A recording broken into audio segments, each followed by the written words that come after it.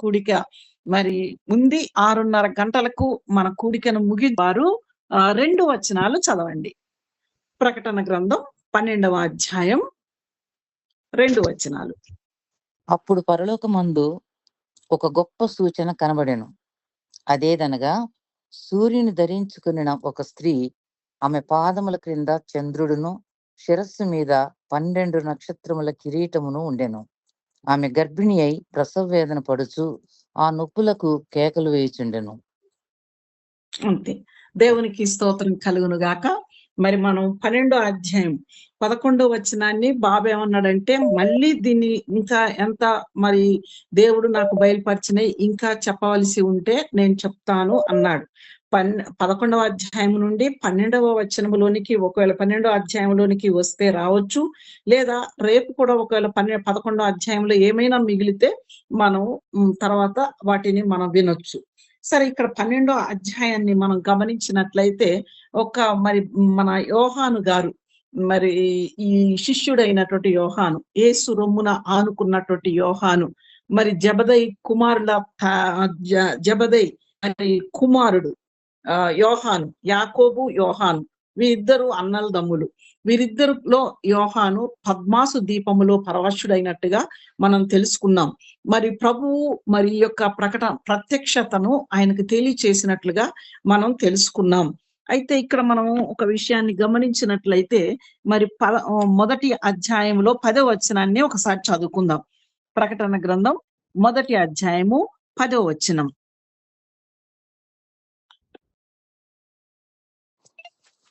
ప్రభు దినమందు ఆత్మవశుడనై ఉండగా బూరధ్వని వంటి గొప్ప స్వరము, నీవు చూస్తున్నది పుస్తకములో రాసి Ephesus, Smyrna, Pergamum, Thyatira, Sardis, Philadelphia, Laodicea అను 7 సంఘములకు పంపుమని చెప్పుట నా వెనుక వింటిని. ఆమేన్. దేవునికి స్తోత్రం కలుగును గాక. మీరందరూ కూడా చక్కగా శ్రద్ధగా వింటున్నారని నేను నమ్ముతూ ఉన్నాను. దయచేసి మరి ఒక్కరే కాకుండా మరి వాక్యాలు తీయటానికి ప్రయత్నం చేయండి, రాసుకోవటానికి కూడా ప్రయత్నం చేయండి. ఎందుకంటే మరి ఆసక్తికరంగా మనం ఎంతో మరి ముందుకు వెళ్ళిపోవచ్చు.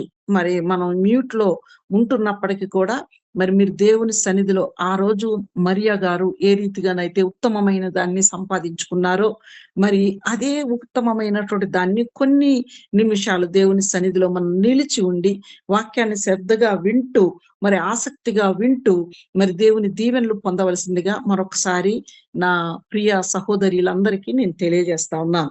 ఇక్కడ పద్మాసు దీపములో పరవశుడైనటువంటి యోహాను ఎన్ని కష్టాలు దేవుని కొరకు పడ్డాడో, దేవుని యొక్క ప్రత్యక్షతను మరి ఎన్ని ఆ యొక్క ఎఫెసు సంఘములో ఆయన పొందుకున్నటువంటి ఆ శ్రమలు భయంకరమైనటువంటి, ఆయనను మరి ఆ యొక్క మరి ఆ ఎఫెసులో ఉంచబడినటువంటి ఆ పద్మాసు దీపములో ఆయనను విసిరి కొట్టి మరి ఎన్నో హింసలు ఆనాడు రోమన్స్ మరి ఇబ్బందులు పెట్టినప్పుడు ఆయన వాటన్నిటి నుండి కూడా విడుదల పొందుకొని దేవుడే ఆ యొక్క పద్మాసు దీపంలో ఆయనతో మాట్లాడి, నేను చెప్పే ప్రతి ఒక్కటి ఒక పుస్తకాన్ని తీసుకొని వ్రాసి Ephesus, Smyrna, Pergamum, Thyatira, Sardis, Philadelphia, Laodicea అను 7 సంఘములకు పంపుమని చెప్పుట నేను వింటిని. దేవునికి స్తోత్రములు.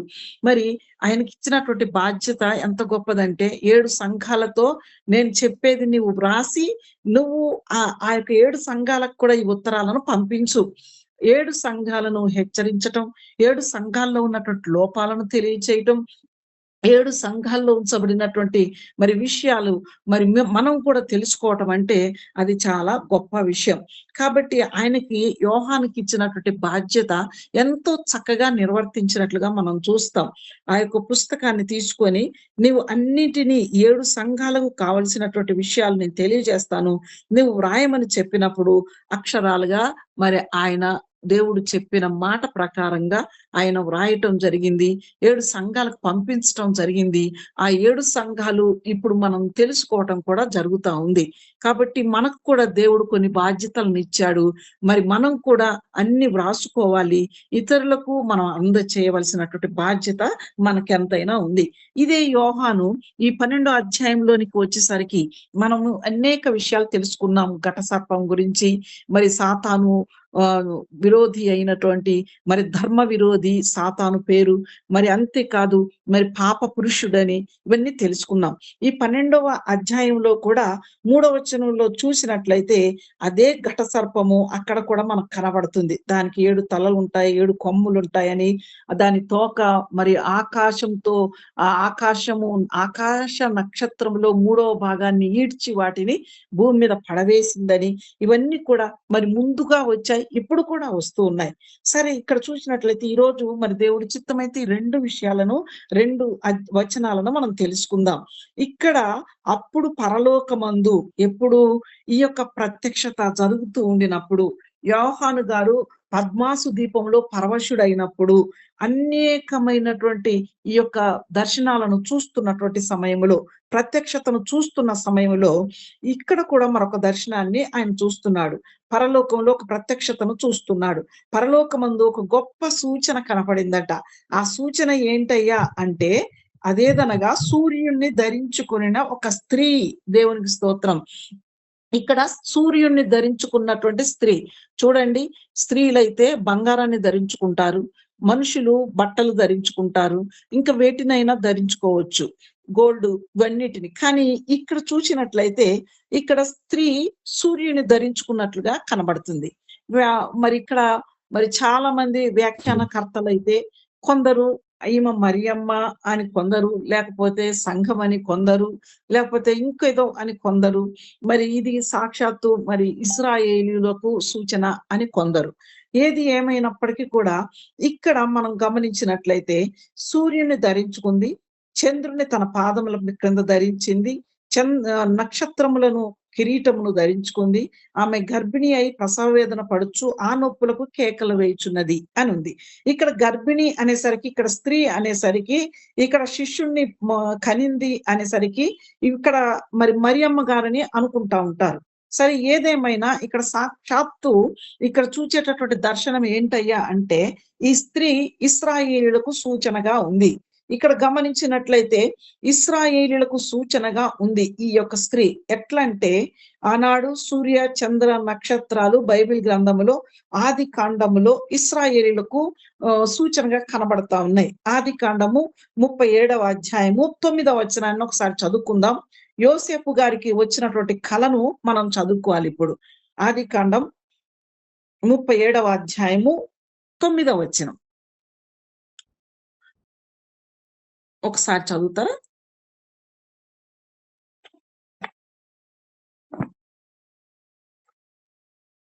హలో. ఆది కాండం 37వ అధ్యాయము 9వ వచనం. అతడు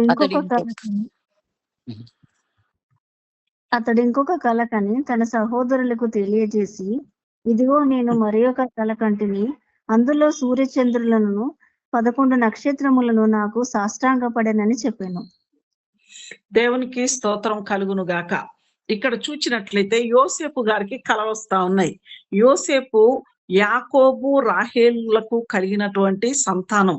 ఇక్కడ మనం గమనించినట్లయితే యోసేపు గారు మరి ఈ చిన్ననాడే కలలు కంటా ఉన్నాడు. 17 సంవత్సరాల వయసులో ఎన్నో కలలు కంటూ ఉండగా ఆ కలలన్నీ కూడా వాళ్ళ అన్నలకు తమ్ముళ్ళకు చెప్తూ ఉండినప్పుడు వాళ్ళకు కోపం వస్తా ఉంది. ఏంటి, నేను మరొక కల కన్నాను, అంతకుముందు ఒక కల కంటాడు, ఆ కల కూడా అన్ని పనలు మరి ఉన్నట్టు, అక్కడ పనలు పడుకున్నట్టు, అయిన పన మాత్రమే మరి అన్నిటిని చుట్టినట్టు, ఈ పన మాత్రమే లేచినట్లుగా అంతకు ముందు దాంట్లో మనం చూస్తాం. ఇక్కడ చూచినట్లయితే మరి సూర్య చంద్ర నక్షత్రాదులు కూడా మరి సాష్టాంగ నమస్కారం చేస్తున్నట్లుగా ఇక్కడ కల కంటాడు. సహోదరులకు ఆ కలను తెలియచేసినప్పుడు, ఇదిగో నేను మరి ఒక కల కంటిని, అందులో సూర్య చంద్రులు 11 నక్షత్రములను నాకు సాష్టాంగ పడెనని చెప్పాను. చూడండి, ఇక్కడ యోసేపు గారికి వచ్చిన కళ. పాపం మన పిల్లలు ఉంటే మన పిల్లలకి ఏదైనా కల వస్తే వాళ్ళు నిష్కల్మషంగా చెప్పేస్తారు. అది ఏదైనా మరి ఎవరైనా చచ్చిపోతే చచ్చిపోయినట్టు, ఎవరికైనా దెబ్బ తగిలితే దెబ్బ తగిలినట్టుగా ఆ కళ చెప్తా ఉంటారు. అట్లాగనే ఇక్కడ యోసేపు గారు నిష్కల్మషంగా ప్రొద్దుట లేచి నాకు రాత్రి ఒక కల వచ్చింది అన్నలారా అని వాళ్ళ అన్నలకు చెప్తూ ఉండినప్పుడు, ఏంటి ఈ సూర్య చంద్రులు అంటే తల్లిదండ్రులు కదా, మరి నక్షత్రాలు అంటే మేమే కదా, సహోదరులం కదా, ఏంటి ఈ సూర్య చంద్ర నక్షత్రాలు అందరూ ఆయనకు సాష్టాంగ పడ్డారంటే అని చెప్తా ఉన్నాడు ఏంటి అని వీళ్ళ కోపం వస్తా ఉంటది. ఈ కోపం వస్తున్నటువంటి కోపం వస్తూ ఈయనని ఏం చెయ్యాలో, ఈయనని చంపేయాలి, ఈయనని మన దగ్గర నుండి లేకుండా చెయ్యాలని మరి పన్నాగం పన్ని ఒకసారి వీళ్ళందరూ మరి ఆ అడవికి లేకపోతే పొలానికి వెళ్ళినప్పుడు ఈయన మరి వారికి భోజనాన్ని తీసుకొని పోయే సమయంలో ఈయన ఆ గుంటలో పడవేసి ఇష్మాయేలీలకు అమ్మేస్తారు. ఇష్మాయేలులు ఆయనను కొనుక్కొని పోయి ఐగుప్తు ఆయన సైన్యాధిపతికి ఆ పోతిఫర్కి అమ్మేయటం జరుగుతుంది. ఈ రీతిగా ఆయన అక్కడ ఆ ప్రాంతంలో ఉంటూ ఆయన గుణగణములను బట్టి యెహోవా అతనికి తోడై ఉండెను అని వ్రాయబడుతుంది.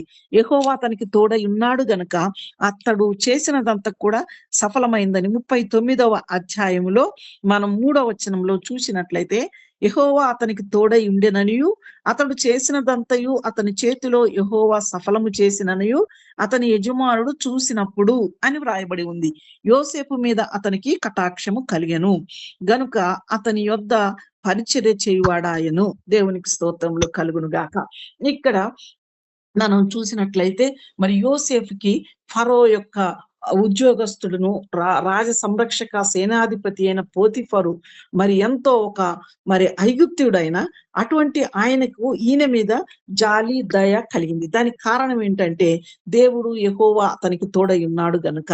అలాగే జరుగుతూ ఉండగా ఐగుప్తులో ఈయన గొప్పవాడైపోయి ప్రధానమంత్రిగా ఈయనకున్న నమ్మకత్వాన్ని బట్టి, ఈయనకున్న భయభక్తులను బట్టి, మరి ఆ యొక్క గృహములో నమ్మకమైనటువంటి వాడిగా చేస్తున్న దానిని బట్టి ఈయనకి మంచి హోదాలు ఇవ్వటం, ఆ యొక్క ఐగుప్తు దేశానికే గొప్పవాడిగా చేసి ప్రధానునిగా చేసి ఆయనను నిలవబెట్టడం, ఐగుప్తు దేశంలో మరి ఆ యొక్క కరువు సమయాలు వస్తూ ఉండినట్టు మరి ఆ కలలు కన్నప్పుడు ఆ కలలకు తగినటువంటి మరి జవాబులు చెప్పి దానికి తగినటువంటి మరి వనరులను ఏర్పాటు చేయటం, 7 సంవత్సరాలు కరువు, 7 సంవత్సరాలు మరి ఆ యొక్క పుష్టిని కలుగచేసే మరి మంచి ఆ యొక్క ఫలాన్ని కలుగచేసే సంవత్సరాలను ఆ యోసేపు గారు చెప్పినప్పుడు ఆ ధాన్యం అంతా కూడా ఐగుప్తులో సమకూర్చబడినప్పుడు కానాను దేశములో కరువు వచ్చేసింది.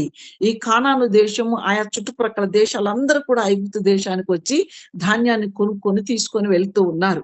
అదే విషయం యాకోబు కుమారులైనటువంటి ఈ అన్నదమ్ములకు కూడా యాకోబు గారికి కూడా తెలిసింది. యాకోబు గారు, ఇంకా ఎందుకు మీరు వేచి చూస్తా ఉన్నారు, మీరు ఒకరినొకరు చూసుకోవటానికి ఏంటి, మీరు వెళ్ళి ఐగుప్తు దేశానికి వెళ్ళి ఐగుప్తులో ధనము లేక ఐగుప్తులో ధాన్యము సమృద్ధిగా ఉందని తెలుస్తుంది కదా, మీరు వెళ్ళి కొనుక్కొని రండి అని చెప్పినప్పుడు అక్కడ వీళ్ళు మరి ఐగుప్తు దేశంలో ఈయన గొప్ప వ్యక్తిగా ఈ యొక్క అన్నదమ్ములందరూ చూస్తారు, కానీ ఆయనను గుర్తుపట్టారు. కానీ యోసేపు గారు గుర్తుపడతారు. ఆయనకి సాష్టాంగ నమస్కారం చేస్తారు. ఆ సమయంలో యోసేపు గారు కన్నీరు కారుస్తారు. అరే, ఈ కళ నాకు ఈ రోజు నెరవేర్చబడిందే, నా అన్నలు ఆ రోజు నేను ఈ కళను చెప్పితే నమ్మలేదే. అంటే యాకోబు ఇశ్రాయేలుగా మారాడు, ఇశ్రాయేలు కుమారులు వీళ్ళు. కాబట్టి ఈ యొక్క మరి ఈ స్త్రీ, మరి ఈ సూర్యుని ధరించిన స్త్రీ సాక్షాత్తు ఇశ్రాయేలీలే. కాబట్టి ఇశ్రాయేలులకు సాదృశ్యం. ఇశ్రాయేలీలు అంటే ఏంటి, మోసపూరితమైన జీవితములో నుండి మరి ఇశ్రాయేలుగా దేవునితో పోరాడి గెలిచిన వాడిగా ఉన్నాడన్న విషయం మనకు తెలుసు. కాబట్టి ఇశ్రాయేలీలు ఎవరు అనంటే, ఇశ్రాయేలీలు దేవుని పక్షాన ఉన్నటువంటి వారు, ఇశ్రాయేలీలు దేవుడు ఏర్పాటు చేసుకున్నటువంటి వారు. కాబట్టి ఇశ్రాయేలీలు దేవుణ్ణి కలిగినటువంటి వారు. కాబట్టి ఇక్కడ ఈ స్త్రీ ఇశ్రాయేలుగా సాదృశ్యంగా ఉంటే ఈమె సూర్యుడిని ధరించినటువంటి స్త్రీగా మనం చూస్తాం. మొట్టమొదటిది స్త్రీని ఆ యొక్క సూర్యుడిని ధరించుకుంది. ఈ స్త్రీ కొన్నింటిని ధరించుకుంది. మొదటిది సూర్యుడు. ఇక్కడ మనం చూసినట్లయితే మలాకి గ్రంథము 4వ అధ్యాయాన్ని ఒకసారి మనం చూద్దాం. మలాకి గ్రంథము 4వ అధ్యాయము. యెహోవా యందు భయభక్తులు గల వారి కొరకు నీతి సూర్యుడు ఉదయించెను అని వ్రాయబడుతుంది. చూడండి ఒకసారి మలాకి గ్రంథం 4వ అధ్యాయం 2వ వచనాన్ని చూడండి. అయితే నా యందు భయభక్తులు వారగు మీకు నీతి సూర్యుడు ఉదయించును, అతని రెక్కల్లో ఆరోగ్యం కలుగజేయను గనక మీరు బయలుదేరి క్రొవ్విన దూడలు గంతులు వేయనట్లుగా గంతులు వేయుదురు. ఆమేన్. దేవునికి స్తోత్రం కలుగును గాక. అయితే మీ కొరకు యెహోవా యందు భయభక్తులు గల వారి కొరకు నీతి సూర్యుడు ఉదయించును. మీరు కనుక ఆయన యొక్క రెక్కల్లో ఆరోగ్యం ఉంది గనుక మీరు క్రొవ్విన దూడలు గంతులు వేసినట్లుగా మీరు గంతులు వేయండి. ఇది సంతోషమైనటువంటి విషయం. ఇది సంతోషదాయకమైనటువంటి విషయం. కాబట్టి ఎవరైతే దేవుని ఎడల భయభక్తులు కలిగి ఉంటారో, ఎవరైతే దేవునితో పోరాడి గెలుస్తారో, ఎవరైతే దేవుని ఎడల మరి భయభక్తులు గలవారి కొరకు మరి నీతి సూర్యుడు ఉదయించాడు అని చెప్పినటువంటి ఈ ప్రవచనాన్ని బట్టి మనం గమనించినట్లయితే నీతి సూర్యుడు అనబడిన వాడు సాక్షాత్తు దేవదేవుడే. కాబట్టి స్త్రీ నీతి సూర్యుడు అయినటువంటి క్రీస్తును ధరించినటువంటి స్త్రీగా మనం చూడవచ్చు. కాబట్టి ఈ రోజు మనం గమనించినట్లయితే ఎవరైతే దేవుని ఎడల భయభక్తులు కలిగి ఉంటారో, ఎవరైతే దేవుని ఎడల వినయ విధేయతలు కలిగి ఉంటారో, ఎవరైతే దేవునితో పోరాడి గెలిచినటువంటి రీతిగా ఉంటారో అటువంటి వారు నీతి సూర్యుని ధరించుకున్న వారై ఉంటారు. కాబట్టి నీతి సూర్యుడైన దేవుడు, నీతి సూర్యుడైన క్రీస్తుని కలిగినటువంటి వారముగా మనము ఉండాలి. సూర్యునిలో వెట్ట కనబడుతుంది, సూర్యునిలో వెలుగు ఉంటుంది, సూర్యునిలో మరి ఎంతో తేజస్సు కనబడుతుంది. కాబట్టి ఆ యొక్క సూర్యుడు అనబడిన క్రీస్తుని ఈరోజు మనం ధరించుకొనగలుగుతున్నామా? మనము ఆ స్త్రీ సూర్యుని ధరించుకుంది. ఆమె ఎంతో అందంగా ఎంతో చక్కగా కనబడుతూ ఉంది. ఈ రోజు నీతి సూర్యుడైన క్రీస్తుని మనం ధరించుకొని ఉండినట్లయితే తప్పకుండా మనలో పరిశుద్ధాత్మ వెట్టను కలిగి ఉంటాం. మనము ఆయన యొక్క వెలుగును కలిగి ఉంటాం. మనము ఆయన యొక్క మరి ఆ యొక్క వెట్ట, ఆ యొక్క పరిశుద్ధాత్మను మనం కలిగి ఉంటాం. కాబట్టి ఇక్కడ మనం గమనించినట్లయితే నీతి సూర్యుడైన క్రీస్తుని మనం కలిగి ఉండాలన్నదే ఆయన యొక్క ఉద్దేశమై ఉన్నది. మరి రెండవ దాన్ని మనం గమనించినట్లయితే రెండవది ఏంటండి? సూర్యుడిని ధరించింది. రెండవది పాదముల క్రింద చంద్రుడును ఉన్నాడు. అంటే శిరస్సు మీద నీతి సూర్యుడు ఉంటే పాదముల క్రింద చంద్రుడు ఉన్నాడు. పాదముల క్రింద చంద్రుడు ఉన్నాడు అని అంటే ఇక్కడ శిరస్సు మీద మరి క్రీస్తుని ధరించుకున్నటువంటి స్త్రీగా మనం చూస్తూ ఉన్నాం.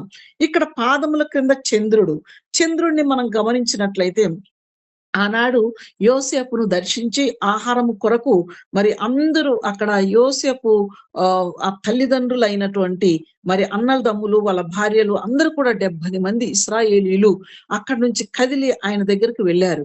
సూర్యుడు తండ్రికి సాదృశ్యం అయితే చంద్రుడు తల్లికి సాదృశ్యం. కాబట్టి సూర్య చంద్రులు ఆయనకు నమస్కరించినట్లుగా సాగిలపడినట్లుగా ఆయన కలగట్టాడు. కాబట్టి ఇది ఇశ్రాయేలీలకు సాదృశ్యం అని మనం తెలుసుకున్నాం.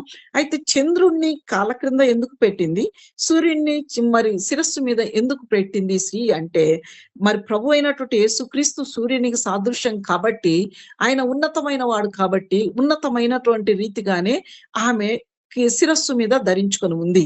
ఇప్పుడు ఈ యొక్క సూర్యుడు వెలుగునిచ్చువాడైతే, సూర్యుడు తేజస్సునిచ్చువాడైతే, సూర్యుడు మరి ఎంతో మరి ఆరోగ్యాన్ని ఇచ్చేటటువంటి వాడైతే, మరి ఇక్కడ మరి చంద్రుడు వెలుగునిచ్చేటటువంటి వాడు. అది రాత్రిపూట చంద్రుడు మరి ఉదయిస్తాడు.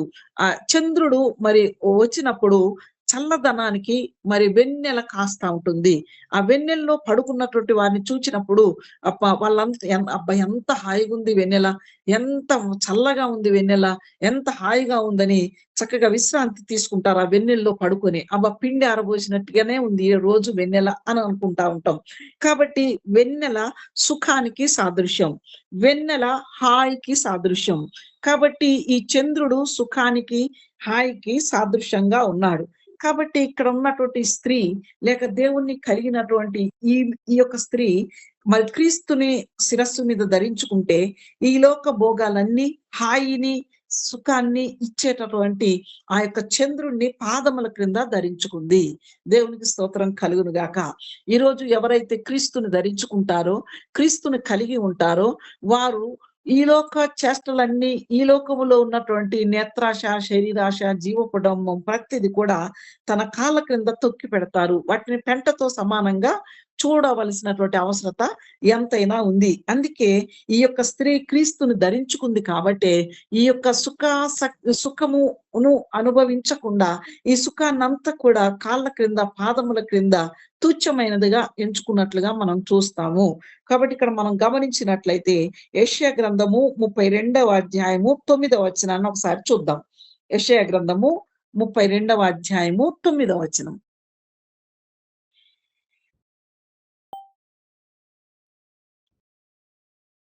చదువుతారా? సుఖాసక్తి గల స్త్రీలారా లేచి నా మాట వినుడి, నిశ్చింతగాను నా కుమార్తెలారా నా మాట వినుడి. నిశ్చింత గల స్త్రీలారా ఇక 1 సంవత్సరమునకు మీకు తొందర కలుగును, ద్రాక్ష పంట పోవును, పండ్లు ఏరుటకు రావు.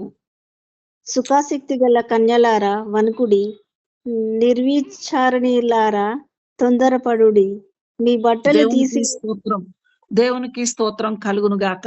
ఇక్కడ యెషయా భక్తుడు మరి చెప్పినటువంటి విషయాలను మనం గమనించినట్లయితే, సుఖాసక్తి కలిగినటువంటి స్త్రీలారా ఇంకా కొంతకాలమునకు మీకు శ్రమ కలుగుతుంది, నిర్విచారము కలిగినటువంటి వారలారా, మీకు ఏమి పట్టనట్టుగా ఉండేనటువంటి వారలారా, మీరు నిర్లక్ష్యముగా ఉన్నటువంటి స్త్రీలారా, కన్యకలారా, మీకు ఇంకొక సంవత్సరానికి శ్రమ కలుగుతుంది. జాగ్రత్త. రానైన దినాలు శ్రమ వచ్చేటటువంటి దినాలు. వీటిని తాళగలగాలంటే దేవుని దినం రానై ఉన్నది. కాబట్టి ఇదిగో అంత కూడా మిడతలు ఆ పంటను తినివేసేటటువంటి దినాలు వస్తూ ఉన్నాయి, కరువు దినాలు వస్తున్నాయి. కానీ మీరు విచారము లేనటువంటి వారిగా, మీరు సుఖాసక్తి కలిగినటువంటి వారిగా మీరు ఉంటున్నారే, ఆ రీతిగా ఉండొద్దు. లేచి నా మాట వినండి. ఇదే యెహోవా వాక్కు. దేవునికి స్తోత్రం కలుగును గాక. మీరు నా మాట వినండి. మీరు సుఖాసక్తి, ఈ లోకముపై ఆసక్తి, సుఖముపై ఆసక్తి చూపేటటువంటి స్త్రీలారా, మీరు లేచి నా మాట వినండి, నా వాక్యం వినండి, నా బోధను మీరు వినండి అని మరి తెలియచేయటం జరుగుతూ ఉంది. ఈ రోజు మనం ఎలాగున్నాము అనేది పరిశీలన చేసుకోవాలి. సుఖమునకు మనం ప్రాధాన్యత ఇస్తున్నామా? సుఖముపై ఆసక్తి కలిగి మనం ఉంటున్నామా? మన పనులకు ప్రాధాన్యత ఇస్తూ దేవునికి దూరంగా జీవిస్తూ ఉన్నామా? మనలను మనం పరిశీలన చేసుకోవాల్సిన అవసరం ఉంది. ఎందుకంటే ఈ దినాల్లో మనం దేవుని సన్నిధిలో ఒక దినము లేక ఒక గంట గడపకపోతే, దేవునికి దగ్గరగా జీవించకపోతే రానైన సంవత్సరమునకు శ్రమ కలుగుతుంది అని తెలియచేయటం జరుగుతుంది. రానైన దినాల్లో శ్రమ రానైనది. ఈ శ్రమల్లో మరి మనం బహు జాగ్రత్తగా వాటి నుండి తప్పింపబడాలంటే ఈ రోజు నుంచే లేచి దేవుని మాట, యెహోవా మాట ఆలకించవలసిన అవసరత మనకెంతైనా ఉంది. మరి ఆ యొక్క ఆసక్తి విషయంలో మాంజ్యులము కాక, మరి దేవుని యొక్క సన్నిధానంలో ఆసక్తి విషయంలో మనం మాంజ్యులము కావద్దని రోమా పత్రికలో వ్రాయబడి ఉంది. కాబట్టి ఇక్కడ మనం లోకముపై ఆసక్తి కాదు, కానీ ప్రార్థనపై ఆసక్తి కలిగినటువంటి వారముగా ఉండాలని దేవుని వాక్యం మనకు సెలవిస్తా ఉంది. కాబట్టి ఈరోజు ఆనాడు మరి ఆసక్తితో ఎంతో ప్రార్థన చేసినటువంటి స్త్రీలు ఉన్నారు, అపోస్తలులు ఉన్నారు. మేడగదిలో ఆసక్తిగా ప్రార్థన చేయటం వలన వారు దేవుని ఆత్మను పొందుకొనగలిగారు. ఈనాడు సుఖముపై ఆసక్తి కలిగినటువంటి వారమై ఉంటే, మరి తిమోతికి మొదటి పత్రికలో 5వ అధ్యాయము 6వ వచనంలో సుఖభోగములపై ఆసక్తి చూపినది చచ్చిన దానితో సమానమని వ్రాయబడి ఉంది. కాబట్టి సుఖభోగములపై మనము ఆసక్తి చూపకూడదని, అంటే నిర్జీవపు స్థితిలో మనం ఉంటామని, జీవము లేనటువంటి వారమిగా మనం ఉంటామని, జీవము కలిగినటువంటి దేవుణ్ణి మనం కలిగి ఉండలేమని, సుఖభోగములపై ఆసక్తి చూపకూడదని దేవుని వాక్యం ఈ రోజు మనకు తెలియచేస్తూ ఉంది. కాబట్టి ప్రార్థనపై ఆసక్తి కలిగినటువంటి వారముగా ఉందాం. రోమీలకు రాసిన పత్రికలో 12వ అధ్యాయం 11వ వచనం నుండి మనం చూసినట్లయితే, ఆసక్తి విషయంలో మాంజ్యులు కాక ప్రార్థనయందు ఆత్మయందు తీవ్రత కలిగినటువంటి వారై ఉండమని దేవుని వాక్యం సెలవిస్తుంది. ఈనాడు మనం ప్రార్థనపై ఆసక్తి కలిగి పరిశుద్ధాత్మ విషయంలో తీవ్రతను కలిగి ఉంటున్నామా అన్నది మనలను మనం పరిశీలన చేసుకోవాల్సిన అవసరత మనకెంతైనా ఉంది. మరొకటి చూచినట్లయితే 12 నక్షత్రముల కిరీటము. 1 సూర్యుని ధరించుకున్న స్త్రీ, 2 చంద్రుని ధరించుకున్నటువంటి స్త్రీ, 3 12 నక్షత్రముల కిరీటమును ధరించుకున్నటువంటి స్త్రీ. ఇక్కడ మనం గమనించినట్లయితే 12 నక్షత్రములు ఇప్పుడే మనం చూసినాము కదా. 12 నక్షత్రాలు 12 ఇశ్రాయేలీయుల గోత్రములకు సూచన కావచ్చు, సూచనగా ఉంది. అయితే ఇక్కడ మనం అపోస్తులకు సూచనగా కూడా చెప్పుకోవచ్చు. ఇక్కడ అపోస్తులకు ఈ యొక్క మరి ఈ 12 నక్షత్రాలను మనం పోల్చవచ్చు. అంతేకాదు ఎవరైతే దేవుని తట్టునకు మరి కొన్ని నశించిపోయే ఆత్మలను త్రిప్పుతారో అటువంటి వారందరూ కూడా నక్షత్రాలు లాంటి వారు. ఆనాడు ప్రభువైన యేసుక్రీస్తు వారు జన్మించినప్పుడు ఆకాశంలో ఒక తార, ఒక నక్షత్రం వెలసి జ్ఞానులకు మార్గాన్ని చూపించింది. ఎవరైతే మార్గము తప్పినటువంటి వారుగా ఉంటారో, నేనే జీవం, నేనే మార్గం, నేనే సత్యం అని చెప్పినటువంటి క్రీస్తు మార్గం వైపునకు త్రిప్పుతారో అటువంటి వారందరూ కూడా నక్షత్రాలను పోల్చబడినటువంటి వారై ఉన్నారు. అంతేకాదు దానియేలు గ్రంథములో 12వ అధ్యాయము 3వ వచనములో చూసినట్లయితే నీతిమంతులు మరి ఆ యొక్క బుద్ధివంతులైతే మరి ఆ యొక్క నక్షత్రములను, ఆకాశమందలి నక్షత్రములను పోలినటువంటి వారై ఉన్నారు అని వ్రాయబడి ఉంది. కాబట్టి ఈనాడు మనము దేవుని తట్టునకు నశించిపోయే ఆత్మలను త్రిప్పినట్లయితే మనము కూడా ఆ నక్షత్రంలో వలె మిలమిల మెరుస్తూ ప్రకాశిస్తూ దేవునికి మహిమకరంగా, మన కుటుంబాలకు ఆశీర్వాదకరంగా మనం జీవిస్తాము. ఇక్కడ ఈ యొక్క నక్షత్రాలు అపోస్తులకు సాదృశ్యం అయితే, ఇక్కడ అపోస్తులు 12 అంటే 12 మంది అపోస్తులను మనం జ్ఞాపకం చేసుకున్నట్లయితే, 12 మంది గోత్రకర్తలను మనం జ్ఞాపకం చేసుకున్నట్లయితే, ఇక్కడ ప్రకటన గ్రంథంలో మనం చూసినట్లయితే ఈ యొక్క అపోస్తుల బోధయందును, సహవాసమందును, రొట్టె విరుచుటయందును ఎడతెగక యుండిరి అని అపోస్తుల కార్యం 2వ అధ్యాయంలో ఉంది.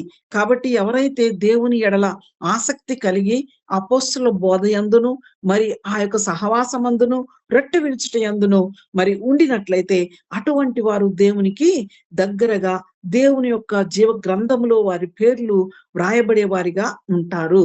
కాబట్టి ఇక్కడ మనం గమనించినట్లయితే ఈ అపోస్తుల పేర్లు జీవ గ్రంథంలో లేక మరి ఆ యొక్క పరలోకపు పట్టణములో వ్రాయబడినట్లుగా ప్రకటన గ్రంథంలో మనం చూస్తాం. 21వ అధ్యాయము 12వ వచనము 14వ వచనాన్ని ఒకసారి చదవండి ఎవరైనా. ప్రకటన గ్రంథం 21వ అధ్యాయము 12, 14 వచనాలు.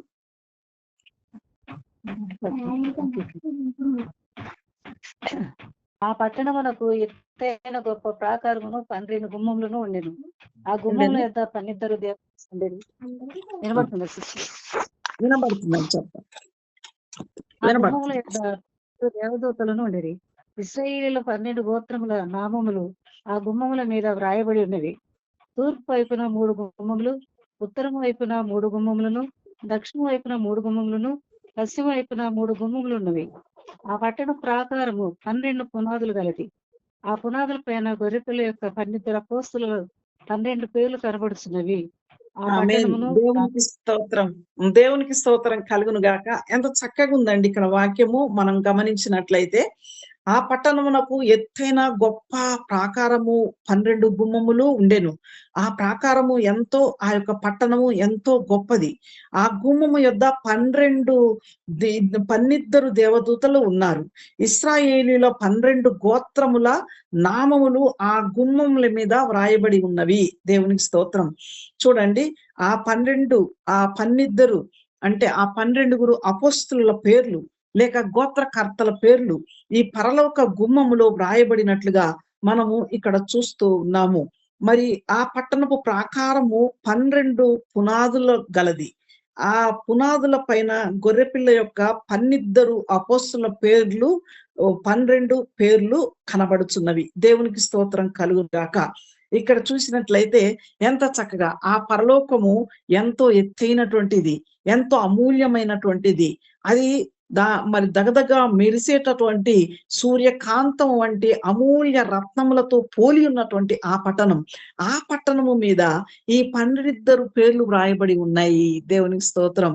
ఈ రోజు ఎవరైతే దేవుని యెడల భయభక్తులు కలిగి ఉంటారో, మరి ఆ సూర్యుడు అనబడిన క్రీస్తును ధరించుకొని ఉంటారో, ఈ చంద్రుడు అనబడిన ఈ లోకానుసారమైన జీవితాన్ని పెంటతో సమానంగా మరి పాదముల క్రింద త్రొక్కి పెడతారో, ఎవరైతే మరి 12 నక్షత్రముల కిరీటమును ధరిస్తారో, అంటే 12 నక్షత్రములు మరి అపొస్తలులకు సాదృశ్యము. అంటే అపొస్తలుల సహవాసంలో, బోధలో, రొట్టె విరుచుటలో దేవునితో సహవాసము చేసినటువంటి పేర్లు ఆ పరలోక గ్రంథంలో వ్రాయబడి ఉన్నాయని మనం ఎంతగానో తెలుసుకుంటూ ఉన్నాం. దేవునికి స్తోత్రం కలుగును గాక. మరి ఈ యొక్క దినమందు మనము అనేక ఆత్మలను రక్షించగలిగేటటువంటి వారిమిగా, మనము దేవుని సన్నిధికి నశించిపోయే ఆత్మలను రక్షించే వారిమిగా, బుద్ధివంతులముగా, ఆకాశమందలి నక్షత్రములను పోలినటువంటి వారముగా మనం ఉండినట్లయితే ఆ పరలోకములో వారి పేర్లే కాదు, ఆ జీవ గ్రంథములో మన పేర్లు కూడా వ్రాయబడి ఉంటాయని దేవుని వాక్యము సెలవిస్తా ఉంది. ఇంకొకటి మనం గమనించినట్లయితే ఈ లాస్ట్ది మనం గమనిస్తే, ఆమె గర్భిణి అయి ప్రసవ వేదన పడుచు ఆ నొప్పులకు కేకలు వేయుచుండెను. దేవునికి స్తోత్రం. ఆమె గర్భిణి అయి ప్రసవ వేదన పడుచు ఆ నొప్పులకు కేకలు వేయుచుండెను. ఆమె గర్భిణి అంట. అంటే ఎన్నింటిని ధరించుకుంది? సూర్యుని ధరించుకుంది, చంద్రుని ధరించుకుంది, 12 నక్షత్రముల కిరీటమును ధరించుకుంది, ఆఖరిగా ఆమె గర్భమును ధరించుకుంది. ఆమె గర్భవతి అయి ప్రసవ వేదన పడుచు కేకలు వేస్తూ ఉంది. ఈమెను గమనించినట్లయితే, ఈమెను గమనిస్తే, అరే ఈమె గర్భిణి కదా, మా శిశువును కనింది, మరి ఆయన యేసుక్రీస్తు కదా, ఆయన సాక్షాత్తు శిశువే. కానీ ఈ యొక్క ఇశ్రాయేలీలు మహాశ్రమలను అనుభవించినటువంటి కాలములో, ఆ ఇశ్రాయేలీలు ఐగుప్తు దేశములో ఎన్నో శ్రమలను అనుభవించినటువంటి వారు. అటువంటి అనుభవంలో ఉన్నటువంటి వారి కొరకు నీతి సూర్యుడైన రక్షకుడు మరి ఆ కాలంలో వారి కొరకు జన్మించాడు. కాబట్టి ఈ రోజు మనం గమనించినట్లయితే, మరి ఆ యొక్క రక్షకుడు మరి ఇనుప దండముతో అందరినీ కూడా ఏల్తాడు. ఈ యొక్క సాతాను అనే శత్రు రాజుని మరి ఓడించి మరి ఎంతగానో విజయాన్ని కలుగచేస్తాడు. దాని తోక ఆకాశ నక్షత్రములలో 3వ భాగము ఈడ్చి వాటిని భూమి మీద పడవేసెను అని వ్రాయబడి ఉంది. అంటే ఆ క్రూర మృగము లేక ఆ ఎర్ర ఘట సర్పము మరి దానికి 7 తలలు ఈ లోకంలో రాజులను ఏలటానికిగా ముంగుర్తుగా ఉంది. అయితే ఇక్కడ ఈ ఘట సర్పము ఆకాశములో ఒక గొప్ప మహాదూతగా ఉంచబడి దేవుని ఆరాధించేటటువంటి ఆ దూత ఒకానొక సమయములో గర్వించుట ద్వారా ఆకాశము నుండి తేజో నక్షత్రమా, నువ్వు ఆకాశంలో ఉన్న దానివి, ఆ క్రింద పడిపోయినట్టుగా యెషయా గ్రంథంలో రాయబడి ఉంటుంది. అయితే ఇక్కడ మనం గమనించినట్లయితే అది క్రింద పడుతూ దాని తోకతో మరి భూమి మీదకి 3వ భాగముగా మరి ఆమె యొక్క ఆ దూత యొక్క అనుచరులను భూమి మీద వేసినట్లుగా ఇక్కడ వ్రాయబడి ఉంది. మరి ఇంకా మనం గమనించినట్లయితే, ఆమె శిశువును మృంగివేయవలెనని ఆ ఘట సర్పము స్త్రీ ఎదుట నిలుచుండెను అని వ్రాయబడి ఉంది. ఇక్కడ మనం గమనించినట్లయితే ఇంకా క్లియర్ గా ఆ తర్వాత మనము దీన్ని ధ్యానించుదాము. ఇక్కడ మరి దేవుని యొక్క మహత్తరమైనటువంటి కార్యాలు, దేవుని యొక్క మహత్తరమైనటువంటి శక్తి ప్రభావాలు కనపరచబడబోతూ ఉన్నాయి. కాబట్టి మరి ఆ శిశువు ఆ యొక్క పరలోకమునకు కొనిపోబడతాడు. అనగా ఆయన సాక్షాత్తు ఇశ్రాయేలీలను, ఈనాడు దేవుని నమ్ముకున్నటువంటి మనలను కాపాడటానికి రక్షకుడుగా ఉదయించినటువంటి ప్రభువు, ఇశ్రాయేలీల కొరకు రక్షకుడుగా జన్మించినటువంటి దేవదేవుడు యేసుక్రీస్తు వారు. ఆయన ఈ యొక్క సాతాను అనే శత్రు రాజుని మరి హతమార్చి మనలను ఆ యొక్క మరి స్థానానికి మరి తీసుకొని వెళ్ళటానికి, మనలను సిద్ధపరచటానికి ఎంతగానో ఆయన ఇష్టపడుతూ ఉన్నాడు. కాబట్టి ఈమె గర్భవతి అయి మరి ఆ నొప్పులకు కేకలు వేయుచుండెను. అంటే ఆనాడు ఇశ్రాయేలీయులు పడినటువంటి బాధ, కష్టం, శ్రమకు వారు కేకలు వేయిచు ఉన్నట్లుగా మరి మనం తెలుసుకోవచ్చు. కాబట్టి ఈనాడు మనం గమనించినట్లయితే మనము కూడా చూడండి, ఈ స్త్రీ మరి సూర్యుడిని ధరించింది, చంద్రుణ్ణి మరి పాదముల క్రింద త్రుక్కిపెట్టింది, మరి 12 నక్షత్రముల కిరీటమును ధరించుకున్నటువంటి ఈ స్త్రీ గర్భవతి. అంటే ఈనాడు మనము కూడా క్రీస్తుని కలిగి ఉండినట్లయితే, మరి ఆయన యొక్క గుణ లక్షణాలను కలిగి ఉన్నట్లయితే, మనము అనేక ఆత్మల రక్షణార్థమై మనం ప్రాకులాడటానికి, మరి నశించిపోయే ఆత్మలను మరి కనటానికి గర్భవతులముగా ఉండాలి. అనేక ఆత్మలు మన గర్భములో నుండి ఉదయించే వారిగా మనం ప్రసవ వేదన పడుతూ, అబ్బా తండ్రి, ఆత్మల రక్షణార్థమై మనం ప్రాకులాడుతూ ప్రార్థన చేయాలి, అబ్బా తండ్రి అనుకుంటూ. గలతీయులకు రాసిన పత్రిక మరి 4వ అధ్యాయం 9వ వచనములో పౌలు గారు, నా పిల్లలారా, క్రీస్తు స్వరూపము మీయందు ఉదయించేంత వరకు, మీయందు రూపుదిద్దేంత వరకు నేను ప్రసవ వేదన పడుచున్నాను అంటాడు. అంటే ప్రసవ వేదన పడుతున్నాడు. ఆయన మగవాడే. ఏంటి ఆ ప్రసవ వేదన అంటే, నశించిపోయే ఆత్మలు, ఫిలిప్పీ సంఘం అంతా కూడా రక్షింపబడాలన్నదే దేవుని యొక్క ఉద్దేశమై ఉండి, మరి ఆ యొక్క గలతీయులకు గల సంఘముతో ఈ పౌలు గారు మాట్లాడుతా ఉన్నారు. మీరందరూ కూడా క్రీస్తు స్వరూపములోనికి రావాలి. ఇప్పటి వరకు మీలో మరి సాతాను స్వరూపం ఉంది, మీరు సాతాను స్వరూపం నుండి మీరు క్రీస్తు స్వరూపంలోనికి రావాలని నేను ప్రసవ వేదన పడుచున్నాను, నేను నొప్పులు పడుచున్నాను అంటూ ఉన్నాడు. కాబట్టి ఈ రోజు మనము ఈ ఆన్లైన్ లో ఉన్నటువంటి మనమందరం కూడా క్రీస్తు కొరకు, నశించిపోయే ఆత్మల కొరకు, ఆయన యొక్క రాజ్యం కొరకు సిద్ధపరచడానికి, అనేక ఆత్మలను దేవుని తట్టునకు త్రిప్పగలటానికి మనం అనేకులను సిద్ధపరుద్దాం. మరి ఆ రీతిగా మనం ఉండి ప్రసవేదన పడుతూ మరి దేవుని సన్నిధానంలో మరి ఆత్మీయ రక్షణార్థమై అనేకులను దేవుని తట్టునకు త్రిప్పటానికి ప్రయాస పడదాం. అటువంటి కృప, అటువంటి దీవెన దేవుడు మనకు అనుగ్రహించును గాక. ఆమేన్. ఆమేన్. దేవునికి స్తోత్రం కలుగును గాక. దేవునికి స్తోత్రం కలుగును గాక. దేవుడు మనకి ఇచ్చినటువంటి ఈ సమయాన్ని బట్టి, మరి చెప్పబడిన వాక్యాన్ని బట్టి జ్ఞాపకం చేసుకుంటూ మనం ప్రార్థన చేద్దాం. ఈ సమయంలో మరి ఒకరు వాక్యాన్ని జ్ఞాపకం చేసుకుంటూ ప్రార్థన చేయండి. ఆ తర్వాత జయకుమారి గారు అన్ని అంశాల కొరకు ప్రార్థన చేస్తారు.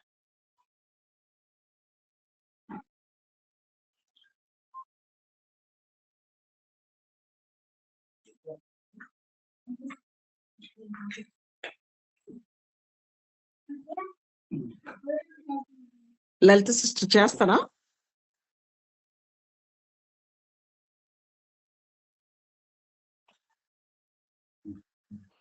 వరదయమని గారు సిస్టర్ అక్క నేను చేస్తా. చెయ్యి. స్తోత్రం స్తోత్రం స్తోత్రం స్తోత్రం స్తోత్రం. దయగల దేవ, కృపగల తండ్రి, సర్వశక్తిమంతుడా, సర్వాధికారి, మీకు వందనములు, స్తుతులు, స్తోత్రం నాయన, స్తోత్రం నాయన. ఈ సాయంకాలం వేళ తండ్రి నాయన, మమ్మల్ని అందరినీ రీతిగా ప్రభా నాయన మరి కూడుకొని తండ్రి, మరి దాసరాల ద్వారా ప్రభా మరి వాక్యం వినడానికి మీరు ఇచ్చిన కృపను బట్టి మీకు వందనాలు, స్తోత్రాలు చెల్లిస్తున్నాం తండ్రి. అయ్యా నీకు వందనాలు, స్తుతులు ప్రభా. నీ దాసరాన్ని ప్రభా నిలబెట్టుకుని నాయన మాతో చక్కగా మీరు మాట్లాడారు దేవా, నీకు వందనాలు, స్తోత్రాలు చెల్లిస్తున్నాం తండ్రి నాయన. అయ్యా మేము కూడా తండ్రి నాయన ఆ రీతిగా నా ప్రభా నాయన వాక్యాన్ని విని ప్రభా మా జీవితాలు కట్టుకోవడానికి ప్రభా మరి అనేకులకు నాయన నీ సువార్త చెప్పే వారిగా మమ్మల్ని ఉంచమని వేడుకొనిచ్చినాను దేవానికి స్తోత్రం తండ్రి, నీకు వందనాలు ప్రభా.